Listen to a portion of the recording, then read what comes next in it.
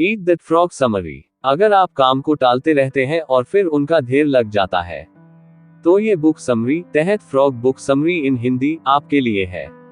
इसे पढ़कर आप सीखेंगे कि कैसे किसी भी काम को कम समय में और बड़े आराम से किया जा सकता है। बहुत से काम हो तब भी आप कंफ्यूज हुए बिना उन्हें आराम से और समय पर कर पाएंगे। अगर आप हमारे चैनल पर नए आए हो तो चैनल को सब्सक्राइब और बेल नोटिफिकेशंस को ऑन कर लीजिए। चलिए शुरू करते हैं। ऑथर, ये किताब मशहूर लेखक ब्रायन ट्रेसी ने लिखी है। टाइटल का मीनिंग, दोस्तों बुक का टाइटल ईट दैट फ्रॉग आपको अटपटा सा लगा होगा। ये एक मुहावरे इडियम की तरह है। यहाँ फ्रॉग का मतलब किसी भी काम से है जिसे आप टालते रहते हैं। जैसे फ्रॉग खाना मुश्किल है, वैसे ही वह काम भी आपके लिए मुश्किल है। इसलिए लेखक कहते हैं ईट दैट फ्रॉग मतलब मुश्किल काम को कर लो। फिर बुक में बताया गया है कि फ्रॉग खाना कैसे है, मतलब मुश्किल काम करना कैसे है। लेखक ने 2 रोचक फैक्ट बताए हैं। अगर आपको फ्रॉग को खाना है तो जल्दी से खा ले। अगर उसकी तरफ देखते रहेंगे तो खाने का मन नहीं करेगा। उसी तरह कोई भी काम करना है तो उसे जल्दी से करें। ज्यादा टाइम देंगे तो वो काम खींचता चला जाएगा और उसे पूरा करना मुश्किल हो जाएगा। 2 अगर 2 फ्रॉग हैं, तो जो गंदे वाला है उसे सबसे पहले खा ले। मतलब 2 कामों में जो सबसे टफ है पहले उसे निपटा ले। आइए अब समरी पढ़ते हैं। क्या मिक्सर खराब पड़ा है और बहुत दिनों से ठीक करवाने की सोच रहे हैं, लेकिन वक्त नहीं मिल पा रहा?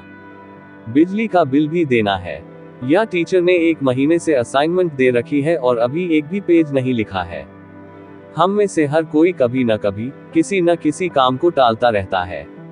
इस तरह वो काम लंबा खींचता जाता है और वक्त से नहीं हो पाता। लेकिन इस किताब की समरी पढ़कर आप टालमटोल प्रोक्रास्टिनेशन की आदत छोड़ पाएंगे और हर काम जल्दी और समय से करना सीख लेंगे। इसके लिए लेखक ने 21 रूल्स बताए हैं। आइए पहले इन रूल्स की लिस्ट देख लेते हैं। Set the table, plan every day in advance, apply the 80-20 rule to everything, consider the consequences, practice creative procrastination, use the ABCDE method continuously, focus on key result areas, apply the law of 3, prepare thoroughly before you begin, take it 1 oil barrel at a time, upgrade your key skills, leverage your special talents, identify your key constraints, put the pressure on yourself, maximize your personal powers, motivate yourself into action, get out of the technological time sinks, slice and dice the task, create large chunks of time, develop a sense of urgency, single handle every task। आइए अब इन सारे rules को discuss करते हैं। 1. Set the table, काम शुरू करने से पहले सोच विचार करें। कई बार हमारे पास बहुत से काम होते हैं, ऐसे में सबसे जरूरी काम सबसे पहले करें। अगर सब कुछ आप दिमाग में सोचते हैं तो ऐसा न करें, क्योंकि इससे दिमाग में क्लैरिटी नहीं आ पाती, सब कुछ कंफ्यूज्ड रहता है। इसलिए सारा कुछ पेपर पर लिखकर प्लान करें। इससे आपके जितने भी काम या गोल्स हैं वो सब साफ साफ दिखने लगेंगे और ब्रेन काम के हर पहलू को ठीक से समझ पाएगा। 2. Plan every day in advance, हर दिन की प्लानिंग पहले से ही कर ले। कल क्या क्या करना है ये सोने से पहले ही प्लान कर ले। इसके लिए आप लिस्ट बना सकते हैं। ऑथर कहते हैं आपको 3 लिस्ट बनानी चाहिए। मास्टर लिस्ट, जो भी आपको फ्यूचर में करना है वो सब इस लिस्ट में लिखते रहें। मंथली लिस्ट, जो भी आपको इस महीने करना है उसकी अलग लिस्ट बना ले। वीकली लिस्ट, जो भी इस हफ्ते करना है उसकी लिस्ट बना ले। इससे आपको अपने काम साफ साफ दिखेंगे और आप कोई भी काम भूलेंगे नहीं। आपकी प्रोडक्टिविटी भी 10 गुना बढ़ जाएगी। 3. Apply the 80-20 rule to everything, 80-20 का रूल हर चीज में लगाएं। सबसे पहले ये देख ले कि कौन से काम टॉप 20% में आते हैं, मतलब सबसे ज्यादा इंपॉर्टेंट है। पहले उन्हें कर ले, न कि उन 80% कामों में उलझे रहे जो अभी इतने इंपॉर्टेंट नहीं है। मान लीजिए कल बिजली के बिल की लास्ट डेट है, लेकिन आप घर का पेंट करने में बिजी है, तो सबसे पहले पेंटिंग रोककर बिजली का बिल भरें। पेंटिंग तो बाद में भी हो जाएगी, लेकिन अगर बिल नहीं भरेंगे तो पेनल्टी लगेगी। 4. कंसिडर द कॉन्सिक्वेंसेस, परिणामों के बारे में पहले ही सोच लें। मान लीजिए आपको टीचर ने टेस्ट दिया है, लेकिन आप किसी गेम की प्रैक्टिस में बिजी हो जाते हैं। इससे हो सकता है कि आपके पास टाइम न बचे और आप टेस्ट की तैयारी न कर पाएं। तो पहले ही इसके परिणाम को सोच ले, टेस्ट में आपके मार्क्स कम आएंगे। गेम प्रैक्टिस या तो आप एक दिन बंद कर सकते हैं या टेस्ट के बाद थोड़ी सी कर सकते हैं। इसलिए ये जरूर सोचें कि कौन सा काम है जिसे अगर समय पर न किया जाए तो नतीजे अच्छे नहीं होंगे। इससे आप उस काम को जल्दी करने की सोचेंगे। 5. Practice creative procrastination. कुछ टालना है तो क्रिएटिव तरीके से टालें। अगर आपने कोई उपन्यास लिखा है और उसकी एडिटिंग करने का मन नहीं कर रहा, तो उसे कुछ हफ्तों के लिए टाल सकते हैं। इससे आपका दिमाग एकदम फ्रेश हो जाएगा। कुछ हफ्ते बाद जब आप दोबारा उस उपन्यास पर काम करने लगेंगे, तो आप बहुत ही फास्ट तरीके से उसे एडिट कर पाएंगे। आपको अपनी गलतियां साफ साफ दिखेंगी। आप नए इनपुट्स भी उसमें डाल पाएंगे। इसलिए अगर किसी काम को डिले करने से उसकी गुणवत्ता में सुधार हो, तो ही उसे टालें। लेकिन हमेशा के लिए नहीं। कोई डेट जरूर फिक्स कर लें। 6. Use the ABCDE method continually. ABCDE method का हमेशा इस्तेमाल करें। ऑथर ने सब कामों को सरलता से निपटाने का एक तरीका दिया है, जिसे वे ABCDE मेथड कहते हैं। मान लीजिए आपको दिन भर में 10 काम करने हैं, तो पहले सब कामों की लिस्ट बना लीजिए। फिर जो काम सबसे जरूरी है उनके आगे लिख दीजिए। जो काम थोड़े कम जरूरी हैं उन कामों के आगे भी लिख दीजिए, और कम जरूरी कामों के आगे सी लिख दीजिए। ऐसा ही सब कामों के साथ करते जाइए। अब सबसे पहले वो काम करिए जिनके आगे लिखा है। जब A वाले काम हो जाएं, फिर B वाले काम करें। ऐसे ही अंत तक करते जाएं। इस मेथड से आपके सब काम कंप्लीट हो जाएंगे और कोई कंफ्यूजन भी नहीं होगा। जैसे अगर आपको गाड़ी में पेट्रोल भरवाना है और सब्जी लानी है, तो पहले देखिए क्या किसी को अर्जेंटली गाड़ी तो नहीं चाहिए। अगर हाँ, तो वो काम कैटेगरी A का हुआ। सबसे पहले आप उसे करिए, यानी पहले गाड़ी में पेट्रोल भरवाइए, सब्जी तो बाद में भी आ जाएगी। यह फॉर्मूला तब बहुत काम आता है जब आपको एक साथ बहुत से काम आ जाते हैं। कंपनी के मालिकों के बारे में सोचिए। उन्हें एक साथ इतने लोगों से डील करना पड़ता है, production, management, finance, human resource. वो लोग हर काम कैसे करते होंगे? वे लोग ऐसे ही मेथड्स यूज करते हैं। अगर आप भी कभी बिजनेस लगाएं तो ऐसी बुक्स जरूर पढ़ें। कभी बिजनेस फेल नहीं होगा। ये ब्लॉग ऐसी बुक्स की समरी से भरा पड़ा है। 7. फोकस ऑन की रिजल्ट एरियाज। रिजल्ट देने वाले एरिया पर ज्यादा ध्यान दें। किसी काम से आपको जो रिजल्ट चाहिए, आप उस पे ज्यादा ध्यान दीजिए। जैसे अगर आपको अपने ब्लॉग के लिए ज्यादा ट्रैफिक, रीडर्स चाहिए, तो सबसे पहले आपको ब्लॉग पोस्ट लिखने पर ध्यान देना चाहिए, न कि कॉम्प्लिकेटेड SEO में। पहले पोस्ट लिखिए, SEO बाद की बात है। 8. Apply the law of 3. 3 का नियम लगाएं। 3 का रूल कहता है कि आपको लाइफ की 3 जगह को संभालना होता है। I घर, E दफ्तर और E समाज। हर प्लेस के लिए टाइम बांट लीजिए। कुछ लोग टाइम मैनेजमेंट करना नहीं जानते।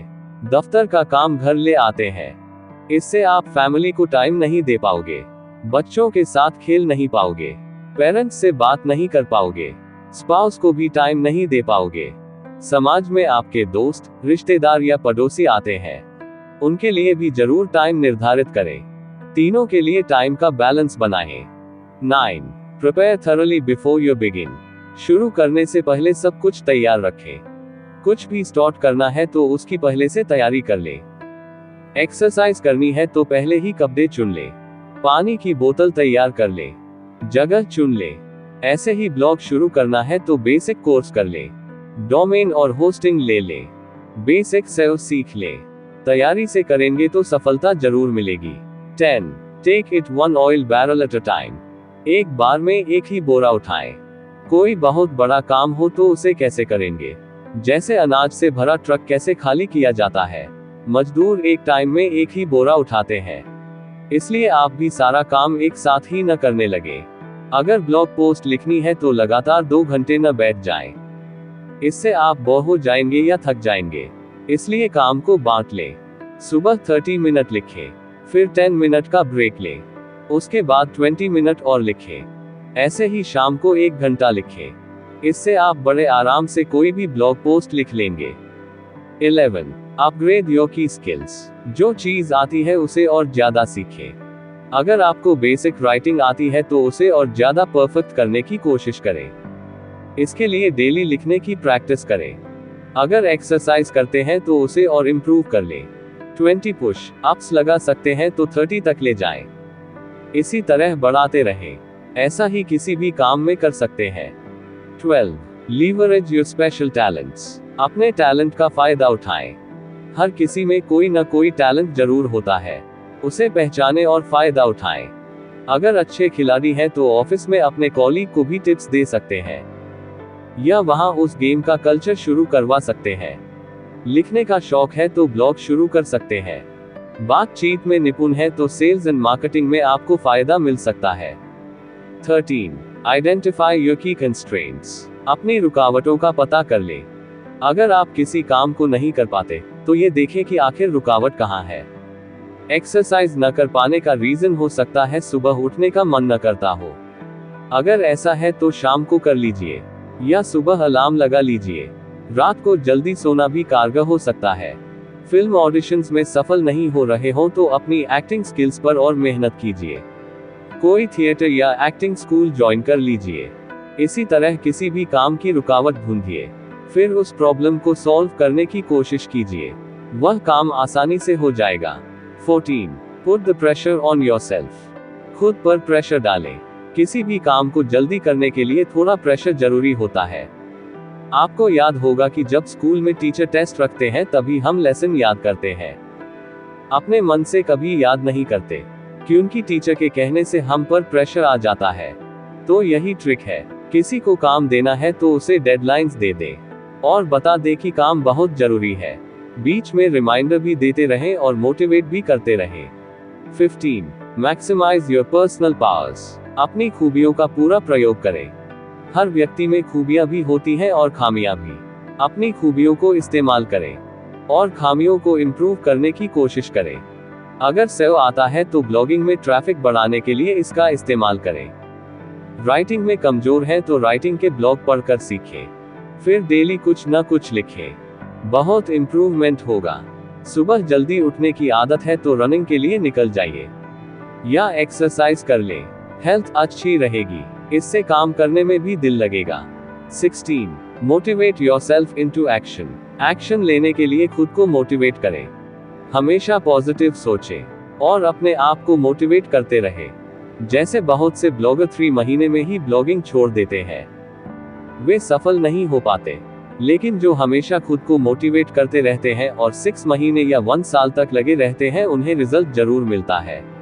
इसलिए कभी भी किसी काम को करते हुए रुके नहीं।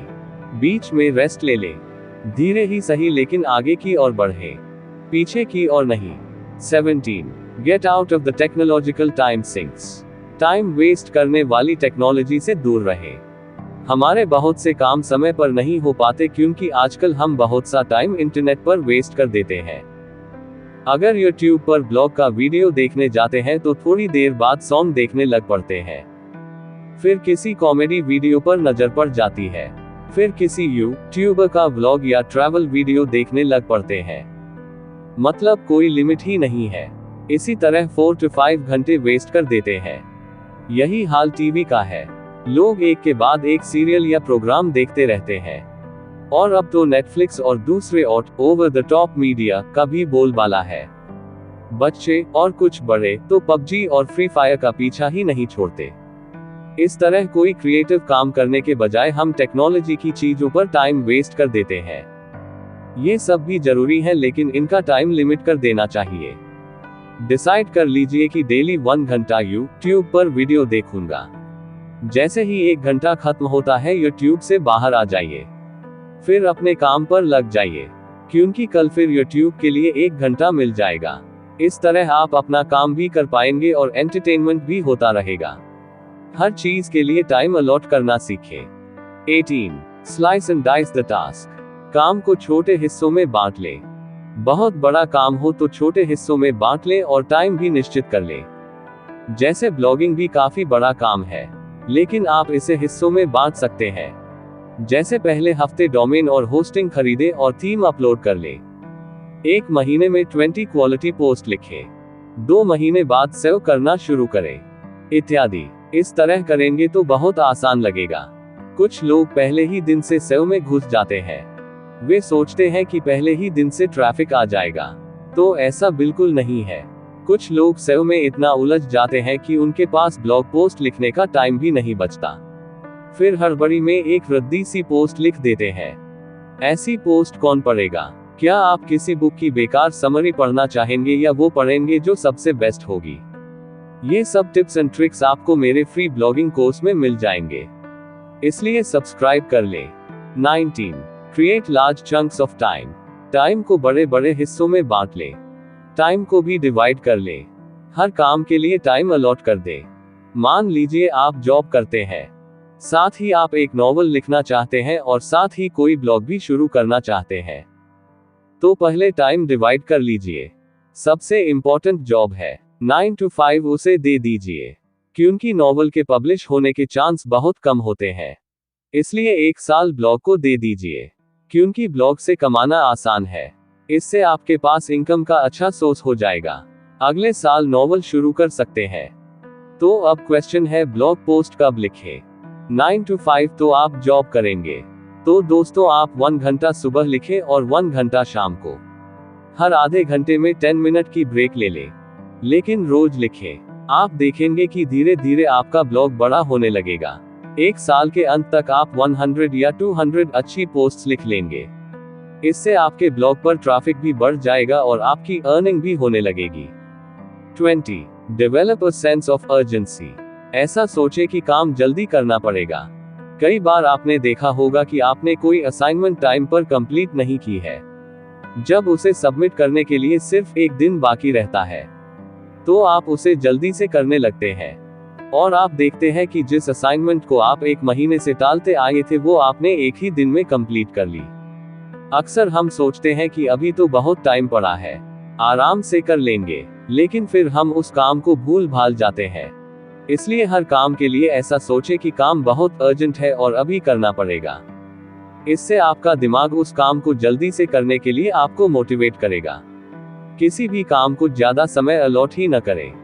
जैसे ये न बोले इस काम को 15 दिन में करना है, बल्कि ये बोले इस काम के लिए सिर्फ 1 दिन है।